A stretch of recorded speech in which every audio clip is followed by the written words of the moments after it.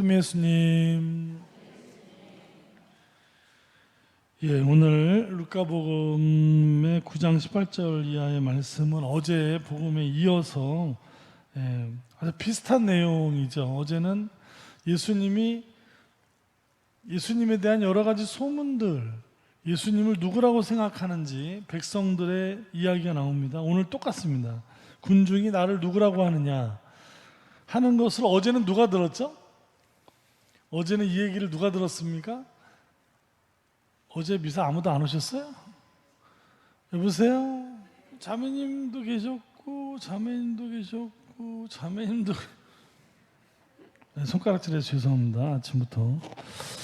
이 밖에도 굉장히 많은 분들이 어제 계셨는데, 아니 어제 이 똑같은 내용이 백성들이 예수님을 어떻게 생각하는지 똑같이 나옵니다. 이거 뭐 죽었던 세례자 요한이 되살아났다, 예언자 중에 한 분이다, 엘리야다, 뭐 이런 얘기들. 어제는 누가 들었죠? 이 얘기를? 헤로데 왕이 들었잖아요. 오늘 이 얘기를 또 오늘 누가 묻습니까? 예수님이 제자들에게 묻는데, 어제는 백성들의 이야기 그렇게 생각한다는 얘기를 헤로데가 어저께 들은 내용이고, 이 똑같은 내용을 예수님과 제자들이 주고받는 장면인데, 어제와 오늘 재밌습니다. 복음이 이어지는데 어떻게 이렇게 똑같은 주제를 사람만 바꿔서 이렇게 지금 나오는 거예요. 자, 어제 제가 말씀했던 것 중에 사람들이 왜 헤로데도 세례자 요한하고 헷갈리는 거죠 지금. 아니 그 사람은 내가 죽였는데 다시 살아났다니 왜 헷갈린다 그랬죠? 사람들이 왜 예수님을 세례자 요한과 혼동한다 그랬죠? 세례자 요한도 기적을 행하는 일을 했었고, 굉장히 많은 군중의 어떤 지지를 받았던 사람인데, 예수님도 비슷한 거예요. 이 기적을 행하시고 많은 사람들이 따르니까 이거는 세례자 요한인데 하고 이제 사람들이 이제 그렇게 생각했던 거죠. 또 엘리야다. 엘리야 그 옛날 구약의 엘리야가 왜 예수님하고 헷갈린다 그랬죠? 엘리야는 어떤 전설이 있다 그랬습니까? 그가 불마차 타고 승천했는데 언젠간 다시 온다는 그런 전설이 이스라엘 사람들 안에 내려온다 그랬죠. 그래서 예수님이 혹시 그렇게 예언된 엘리야가 다시 온 게 아닐까, 이런 착각을 했다고 했습니다. 자, 근데 이 이야기들, 사람들이 왜 예수님을 그렇게 생각하는지 그 이유는 이 강력한 힘, 엘리야처럼 세례자 요한처럼 어떤 강력한 군중의 힘 해서 정말 자기들을 압제하고 있는 로마의 앞잡이 역할을 하고 있는 정치 세력들을 좀 물리치고 좀 해방을, 이 고통의 삶에서 해방을 시켜 주십사, 강력한 그리스도 메시아 대망 사상을 가지고 있었던 사람들이라 예수님한테 그런 걸 기대하고 있었고, 헤로데도 자기의 왕권이나 권력을 위협하는 존재로 예수님을 생각했다 그랬죠. 예수님은 전혀 그런 분이 아니었는데 헤로데나 백성들이 다 착각을 하고 있었다는 얘기 했는데요. 자, 오늘 똑같은 얘기를 예수님이 제자들에게 물어봅니다. 그러니까 저 얘기가 나오는 거예요. 세례자 요한이라고 합니다. 엘리야라고 합니다. 예언자가 중에 한 분이 살아나셨다고 합니다. 우리는 그럼 너희는 나를 누구라고 생각하느냐? 저 얘기는 내가 굉장히 강력한 힘을 가진 어떤 메시아로 사람들은 생각하고 있는데, 너는 나를 누구라고 생각하느냐? 제자들한테 물어봤더니 베드로가 뭐라고 대답하죠? 하느님의 그리스도이십니다. 그냥 그리스도도 아니고 보통 하느님의 아들 그리스도이십니다. 하느님의 그리스도이십니다. 여기서도 굉장히 힘이 느껴집니다. 하느님, 어떤 권능의 상징, 그 하느님이 보내신 어떤 메시아 그리스도, 우리를 해방시켜줄 백성들과 사실은 똑같은 이야기를 지금 하고 있는 거죠. 그랬더니 예수님이 뭐라 그래요? 빙고 맞았다. 너 정말 잘 맞았다. 너 잘했어. 그렇게 얘기했나요? 딩동댕 그랬습니까? 당황스러우세요? 왜 춤을 추고 그러는 거야 아침부터?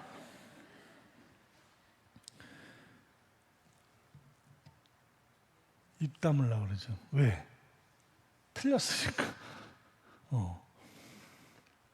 너희들이 기대하고 온 그런 그리스도도 아니고 너희들이 기대하고 기다린 메시아도 아니고 나는 이제 좀 있으면 잡혀서 고난을 당하다 죽을 사람이라는 그런 이야기를 합니다. 이 뒷부분의 이야기, 예수님의 순환 예고는 예수님 살아생전에 하신 말씀이라고 보지 않습니다. 학자들은 이 순환 예고, 죽었다가 사흘 만에 다시 살아나셨다는 이 이야기는 후대에 예수님이 정말 돌아가시고 부활에 대한 신앙이 생기기까지 굉장히 오랜 시간이 걸렸다 그랬죠. 그 이후에 나중에 성서가 편집됐기 때문에 예수님이 어떤 분이었는지를 깨달은 교회가 이 성서를 쓸 때 넣은 말입니다. 무슨 말인지 아시죠? 이 이야기는 예수님이 살아생전에 하신 말씀이 아니라고요.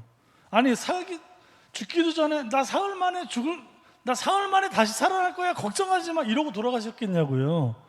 나 이런 정말 제 얘기가 믿기지 않는 이 분위기는 도대체 제 얘기가 아니라 권위 있는 학자들이 다 그렇게 얘기합니다. 이 순환예고는 예수님의 말씀은 나와 있지만 예수님 살아생전에 이런 말씀 하셨겠냐고요. 그러면 사흘 만에 살아날 걸 알면서 십자가에 뭐 장난해요 지금?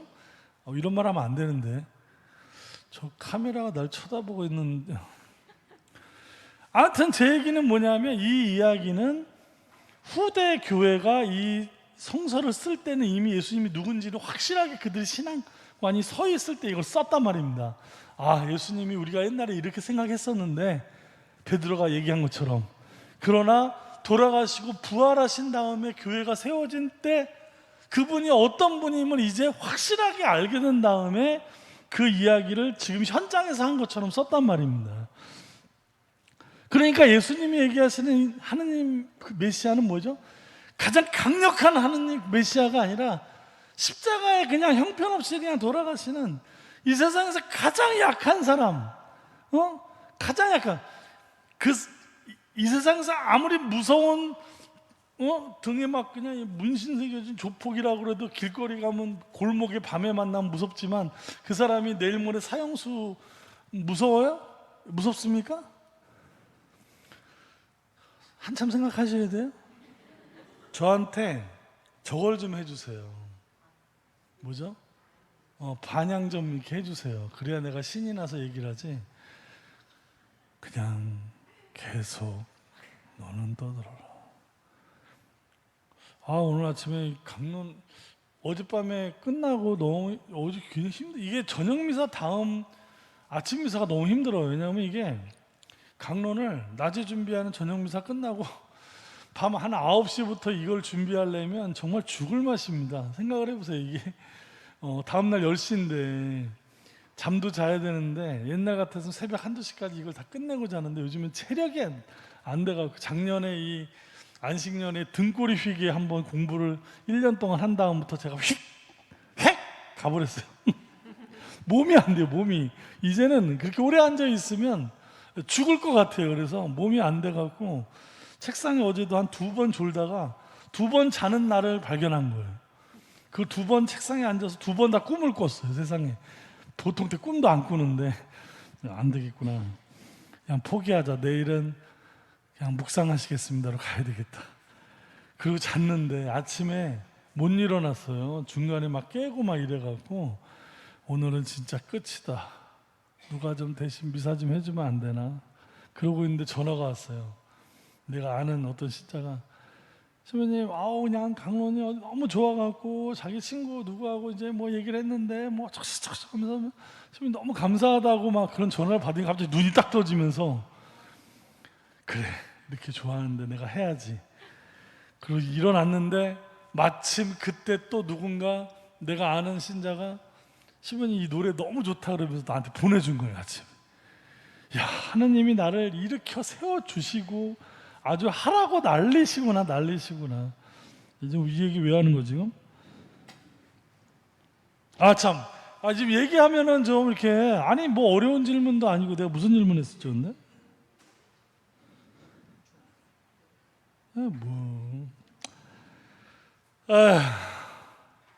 근데 무슨 질문 했었지? 제가 좀 한심해 보이죠? 강론 시간을 이런 식으로 시간을 때우고 앉아있는 이게 아닌데 지금 아무튼간 생긴 게 어떻게 있을 수가 없어요. 어떻게 할 수가 없어요. 근데 뭐 어디까지 얘기한 거예요 지금? 아무튼간 어디까지 자 정신 차리고 아무튼 이 그 예수님 초대교회 얘기해. 초대교회가 예수님은 그런 분이 아니었다는 걸 나중에 알게 된 다음에 자기들이 깨달은 바를 성서를 쓴 겁니다. 나중에 현장에서 기록한 기록이 아니라고. 이 성서라는 거는 나중에 깨달은 것을 체험된 예수, 깨달은 예수님을 쓴 게 바로 복음서입니다. 그러다 보니까 그래서 이상하지 않은 거예요. 너 나중에 깨달은 얘기를 왜 지금 현장에서 얘기한 것처럼 썼지? 그거는 이상한 게 아닙니다. 왜냐하면 성서라는 거는 완전 신앙 공동체가 체험한 예수님이 어떤 분이지? 아까 그 얘기구나. 이 무서운 사람도 죄인이 돼서 죽을 날이 내일 모레면 영화 친구 보셨어요? 친구? 나 떨고 있니? 그 마지막 사형 직전의 장면 때 아무리 이 세상에 막 그냥 이 막 후두르는 깡패라도 사형수가 돼서 죽기 직전에 나 떨고 있니? 이렇게 되는 건 이 세상에 제일 약한 사람. 예수님은 이 세상에서 가장 약한 메시아, 그 강력한 하나님의 메시아를 기대했던 사람들과는 전혀 이 결이 완전히 상황이 다른 그런 가장 약한, 하느님은 원래 가장 약한 분이거든요. 이 세상을 만드신 전능하신 분이지만 인간에게는 너무나 약하신 분이 바로 하느님입니다. 창세기의 원죄사화를 보면 얼마나 약합니까? 사람이 죄를 지으면 늘 가슴 아파하면서 용서하시고 쫓아다니시는 분이 하느님이신데, 하느님이 보내신 예수님도 역시 마찬가지로 가장 형편없이 힘이 없는 분이 바로 예수님이라는 얘기죠. 인간은 강력한 하느님을 원했지만 가장 약한 하느님은 가장 약하고 약한 예수님을 우리에게 보냈습니다. 왜? 왜일까요? 왜? 오늘 그 답은, 오늘 이 아침에 나를 깨운 어떤 우리 그 아침에 음악을 나한테 보면 너무 좋다고, 나는 사마리아 여인에게 말을 건다, 이 김보규 씨의 이 성가 가사가 너무 자, 이 사마리아 여인에 대한 해석이 여러 가지가 있습니다. 제가 해드린 해석도 굉장히 권위 있는 해석인데, 보편적인 해석 중에 하나는 저 사마리아 여인이 낮에 아무도 왜 물가에 가는 시간이 아닌 보통 해질녘에 가거나 아침에 가거나 물가에 이렇게 하는데 땡볕에는 물 들어가질 않아요, 옛날 어르신들이. 근데 사마리아 지방에서도 마찬가지였는데 이 여인은 희한하게도 그 땡볕 대낮에 아무도 가지 않는 그 시간에 물을 들어가는 거예요. 왜? 사람들 눈을 피해서. 왜죠? 동네 사람들하고 뭐가 안 맞는 거예요. 이 여인은 결혼을 몇 번 했다 그랬죠? 7번인가 뭐 아무튼 뭐 되게 많이 했는데, 그 사마리아 사람 자체가 유대인들한테는 사람 취급도 못 받는, 그 사람들 속에서도 또 더 그 사람들 속에서도 그 사람들에게 손가락질을 받는 사람이었기 때문에 이 여인은 한낮에 물을 들어갈 수밖에 없었다, 이렇게 보는 학자들도 있는 건데, 자, 오늘 그 버전에서 얘기할 때, 자, 가사말이 너무 아름답습니다. 내가 사마리아에 가는 이유는, 내가는 누구죠? 예수님이 사마리아에 가는 이유는 그곳에 울고 있었던 내가 있어서 내가 갔다는 겁니다. 햇볕에 따갑고 그늘도 없는 대낮에 나는 기다렸단다. 내가 내게 오기를. 아무도 찾지 않는 한낮의 우물가에 어젯밤 울다 잠든 내가 내게 온다. 이제껏 삶에 지친 내가 내게 온다. 나는 사마리아 여인에게 말을 건다. 기쁨에 차 말을 건다 말이죠. 넌 내게 다시 이리 재촉한다. 그 물을 내게 달라고. 넌 이미 보았다. 그 물이 여기에 바로 내 안에 있다. 내가 바로, 예수님이 바로 네가 찾는 물이다. 내가 사마리아에 가는 이유는 그곳에 울고 있던 내가 있기 때문이다. 하느님, 예수님이 우리에게 위로가 되는 것은 그분이 강력한 하나님이기 때문이 아니라 그분이 이 세상에서 가장 약하고 힘이 없는 분이기 때문에 우리에게 위로가 되는 거고, 우리에게 우리 아픔을 아시는 겁니다. 살다 보면요, 강력하고 잘난 사람이 남에게 공감합니까? 공감 잘해주나요? 나도 역시 마찬가지입니다. 우리 개개인 각자도 내가 잘났다고 생각할 때 딴 사람들 위로 될 수 있습니까? 위로인데 무슨 위로야, 맨날 상처만 돼. 말 한마디만 상처만 나오지. 내가 잘났다고, 내가 지금 가졌다고, 내가 지금 똑똑하다고 생각할 때 다른 사람에게 위로가 되는 게 아니라 말 한마디만 상처되는 소리만 하게 된단 말이에요, 사람은. 그렇지 않습니까? 왜 나만 그렇게 느끼나? 그렇다는 얘기예요. 근데 하느님이 우리에게 정말 누구에게도 다 위로가 되고 힘이 되시는 것은 그분이 전능하신 분이기 때문이 아니라 가장 약한 분이기 때문에 그분은 우리에게 위로가 되는 것이고, 우리에게 격려가 되는 것이고, 우리에게 힘이 되시는, 우리의 구원이 되시는 것은 하느님이 이 세상에서 가장 약한 분으로 우리에게 오시기 때문에 된다는 것이죠. 그렇죠? 예.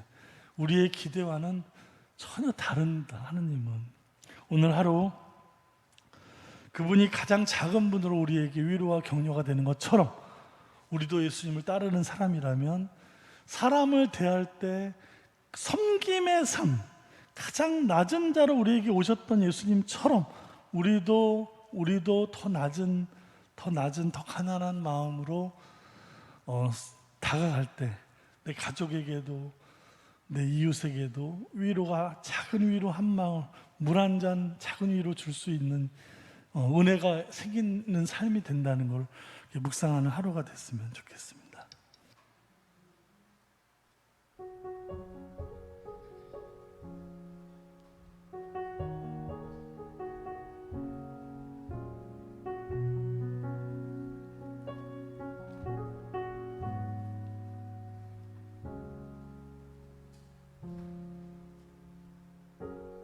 내가 사마리아에 가는 이유는 그곳에 울고 있었던 내가 있어서, 햇볕이 따갑고 그늘도 없는 낮에 나는 기다렸단다. 내가 내게 오기를 아무도 찾지 않는 한낮의 우물가에 어젯밤을 다 잠든 내가 내게로 온다.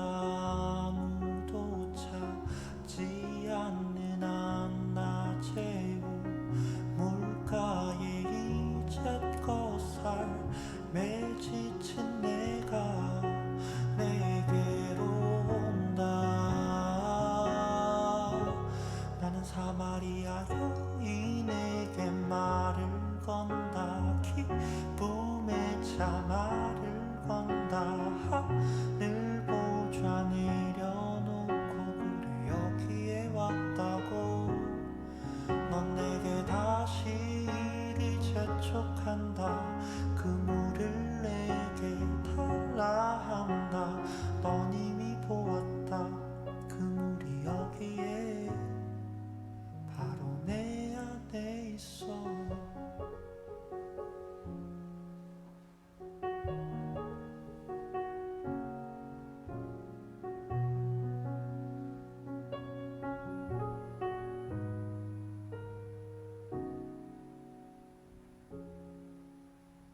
아무도 보지 않았던 내게, 아무도 오지 않았던 내게, 그 누구도 찾지 않았던 내게 내가 지금 간다. 나는 사마리아 여인에게 말을 건다. 기쁨의 차 말을 건다. 하늘 보좌 내려놓고 그래 여기에 왔다고.